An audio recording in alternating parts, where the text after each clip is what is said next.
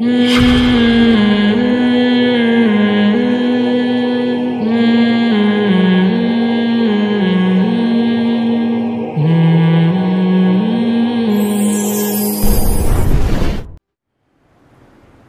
صلی اللہ علیہ وسلم نے فرمایا نماز کی حالت میں سانپ نظر آئے سانپ کو مارو. سانپ کو مارنے کے لیے نماز توڑنی پڑے گی نا, چلنا پڑے گا. آپ نے تو یہ نہیں فرمایا چونکہ نماز میں مشغول ہو سانپ کیا اژدہا بھی نظر آ جائے, اللہ پہ ایمان مضبوط رکھو, تم اس وقت اللہ سے رابطے میں ہو, تمہارا سانپ کچھ بھی نہیں بگاڑ سکتا. کیا ہو گیا بھائی؟ میدان جنگ میں نماز کا طریقہ بتایا گیا کہ اے نبی جب آپ میدان میں نماز قائم کریں جماعت سے تو سارے مجاہدین آپ کے پیچھے نہ کھڑے ہوں, آدھے فرنٹ لائن پر رہیں, آدھے ایک رکعت پڑھ کے واپس چلے جائیں, وہ اپنی ایک رکعت وہاں مکمل کریں. حالانکہ یہ چل پھر رہے ہیں نماز میں, لیکن جنگ کی ضرورت کی وجہ سے اس کی اجازت دے دی گئی کہ وہ ایک رکعت وہاں مکمل کریں, پھر وہ والا فریق یہاں آئے گا, ایک رکعت نبی کے ساتھ پڑھے گا, اگلی رکعت اپنی یہاں مکمل کرے گا, تاکہ سب کو ایک امام کے پیچھے نبی کے پیچھے جماعت نصیب ہو جائے, لیکن میدان ہاتھ سے نہ جائے.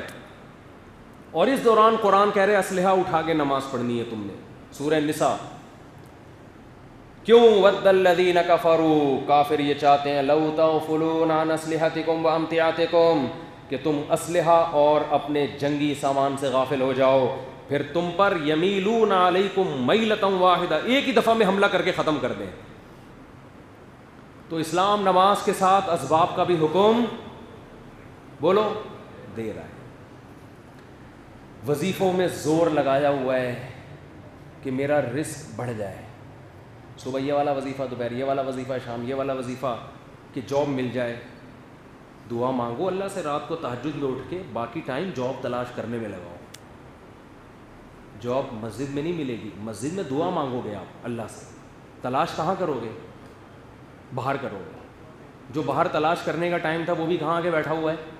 مسجد میں. قرآن نے کہا جمعے کے دن جب مسجد میں آؤ تجارت چھوڑ کے آؤ, جب نماز ختم ہو جائے تو زمین میں پھیل جاؤ, وابتغوا من فضل اللہ, اور روزی تلاش کرو. روزی مسجد سے ملتی ہے, کیسے؟ دعا مانگو گے. تلاش کہاں کرو گے؟ وہ باہر کرو گے, وہ مسجد میں نہیں ملے گی. کہ آپ نے اللہ سے دعا مانگی, اللہ روزی دے دے, اب میں اللہ کے در پہ بیٹھ گیا ہوں, میری تنخواہ ڈبل ہو جائے گی, دیکھنا. اللہ نے فرمایا فانتشروا فی الارض, زمین میں پھیلو, وہاں جا کے بازاروں میں ملے گی. تو جو اللاجیکل بات, ہمارے اکثر سب کی بات نہیں کر رہا, ہر اللاجیکل بات کریں گے. وظیفے سے رشتے کروا رہے ہیں بیٹھ کے, لڑکی کا رشتہ نہیں آ رہا. میں کہتا ہوں ابے بھائی جب بندہ ہی مارکیٹ سے شارٹ ہے, نکاح کے قابل مرد ہی شارٹ ہے مارکیٹ سے, وظیفوں سے تھوڑی ہو جائیں گے یہ. دو بندے روٹی ایک ہے, دو بندے ایک روٹی ہے, کھانے والے دو ہیں, روٹی کتنی ہے؟ ایک. ایک روٹی آپ نے ایک بندے کو پکڑا دی, دوسرے کو کہہ رہے ہیں وظیفہ پڑھا. الٹے لٹک کے پڑھو, کلابازیاں کھا کے پڑھو, بزرگوں سے 100 دفعہ دم کرواؤ, پھونکے لگواؤ, دوسرے کا پیٹ بھوکا رہے گا. روٹی کی مثال شوہر کی ہے اور بھوکے کی مثال عورت کی ہے. مثال دے رہا ہوں میں سمجھانے کی. عورت کو بندہ چاہیے گھر بسانے کے لیے, اپنی خواہشات پوری کرانے کے لیے. بندے مارکیٹ میں اچھے بندے جو نکاح کے قابل ہیں, وہ روٹیاں جو قابل ہضم ہیں.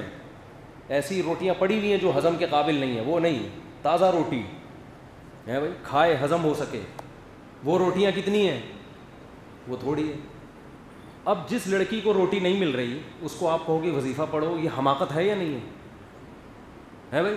جو وظیفہ بتانے والا ہے اس کمبخت کی اپنی 6 بیٹیاں بیٹھی ہوئی ہوں گی گھر میں, اس کو بولو اگر ان وظیفوں سے اپنی بیٹیوں کی کیوں نہیں ہو رہی تمہاری؟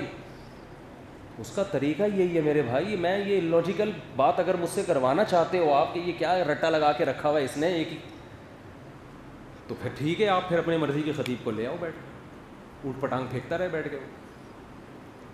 تو اس روٹی کو 2 حصوں میں ڈیوائڈ کرنا پڑے گا, اور جس کو آدھی مل رہی ہے اس سے کہو گے کہ some thing is better than nothing. بھوکے رہنے سے بہتر ہے آدھی پہ گزارا کرو. اور کہ نہیں مجھے پوری چاہیے, ادھر بیٹھے رہو آرام, نہیں ملے گی, بھوکے مر جاؤ. تو شیئرنگ پہ میاں مل رہے ہیں, شیئرنگ پہ. خواتین سے کہتا ہوں میاں اگر نہیں مل رہا شیئرنگ پہ لے لو, آدھا تو ملے گا, 1/4 تو ملے گا. لیکن نہیں, وہی ایک وہ کہتے ہیں مرغی کی ایک مثال بہت ہی نازیبا ہے, لیکن میں اس کو تھوڑا مہذب الفاظ میں بیان کرتا ہوں. میں نے بچپن میں سنا تھا کہ ڈاگ جو ہے نا, ڈاگ, کتا کہوں گا تو ذرا نازیبا ہو جائے گا, ڈاگ, اس کی جو ٹیل ہے, کتے کی دم بولوں گا تو بہت ہی گندا ہو جائے گا نا. ڈاگ کی ٹیل کو اگر ایک پائپ میں 100 سال رکھا جائے, 100 سال کے بعد اس ٹیل کو نکالا جائے تو وہ اسٹریٹ کتنی اچھی ہو گئی نا. اگر میں یوں کہوں تو کتے کی دم کو آپ, یعنی ان لوگوں کی مثال دے رہا ہوں جن کو 10 طرح سے ہم نے بات سمجھائی ہے مگر ان کی کھوپڑی میں آ نہیں رہی ہے, تو ان خواتین کی بھی یہ مثال ہے. عمریں 40 سال ہو گئے, 45, ابے بھائی اب کر لو کسی دوسرے والے سے, نہ میاں اپنا ہی اکلوتا ہی چاہیے. تو ان کو میں یہ مثال دے رہا ہوں. اب میں یہ کہتا کتے کی دم کو اس میں رکھو تو خاتون ہمیں کتے کی دم سے تعبیر کر رہا ہے, تو کتے کی دم نہیں, ڈاگ کی ٹیل, ڈاگ کی ٹیل. اور ان کے والدین سے بھی خطاب ہے میرا کہ بچی کا رشتہ نہیں آ رہا, دوسری تیسری والے کو دے دو بھائی, بشرطے کہ عدل کرے. ڈاگ کی ٹیل کو اگر ایک پائپ میں آپ 100 سال کے بعد بھی نکالیں تو وہ ٹیل کرو کی کرو ہی رہے گی. کیسی, اب خواتین کہیں گی کیا زبردست ہمارے لیے مثال دی ہے ڈاگ کی ٹیل کی. حضرت مفتی ابوالبابا صاحب کے پاس ایک شخص آیا وراثت کے مسئلہ کے لیے نا, تو کہنے لگے وہ ہم نے یہ پلاٹ تو بھول گئے, ڈنکی کار کا کیا ہوگا, وہ بھائیوں میں کیسے ڈیوائیڈ ہوگی, ڈنکی کار.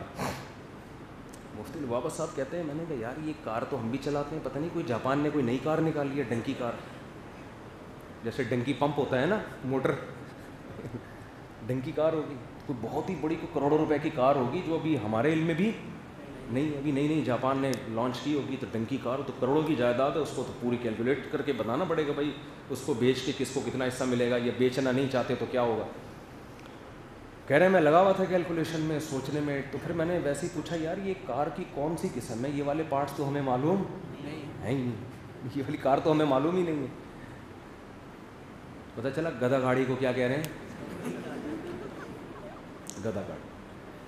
ٹھیک ہے, گدھا گاڑی ہونا کوئی عیب نہیں ہے, اچھی بات ہے, تو لیکن ڈنکی کار کہنے سے اس کی ویلیو بڑھ گئی.